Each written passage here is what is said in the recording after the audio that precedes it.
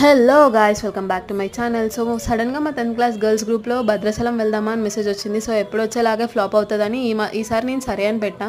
So అలాగే మా friends అందరు సరే సరే అనగానే మా భద్రాచలం ట్రిప్ సక్సెస్ అయిపోయింది. మేము భద్రాచలం కూడా వచ్చేసాము. సో అక్కడ ఇదే అనమాట, మేము రూమ్ తీసుకొని ఫ్రెష్ అప్ అయిపోయి బ్రేక్ఫాస్ట్ చేసేసి పాపికొండలకు స్టార్ట్ అయిపోయాం అనమాట. పాపికొండలకి 1250 ప్యాకేజెస్ అని ఇలా ఉంటాయి. ఆటోలో మనం పోలవరం దగ్గర దించుతారు, మళ్ళీ వాడే పికప్ చేసుకొని భద్రాచలంలో వదిలేస్తాడు.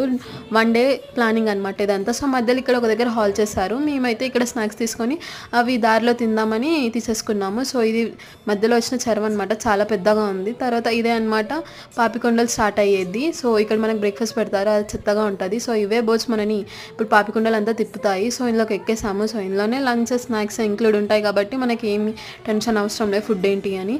సో ఇక్కడ నుంచి అసలైన ఫన్ స్టార్ట్ అవుతుంది. అసలు బోట్స్లో వాళ్ళు చాలా బాగా ఎంటర్టైన్ చేస్తారు. సో అదంతా చూడాలంటే నెక్స్ట్ ఫ్లో కోసం వెయిట్ చేయండి.